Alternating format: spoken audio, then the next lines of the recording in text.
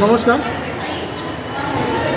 শারদ শারদ সাহিত্য, আসানসোল শহরের শারদ সাহিত্য অনেকগুলি বেরিয়েছে, কিন্তু সবচেয়ে বড় দুঃখের বিষয় এই শারদ সাহিত্যগুলো কোনো একটি জায়গাতে কিন্তু নেই যেখানে গেলে পরে আমি সংগ্রহ করতে পারবো।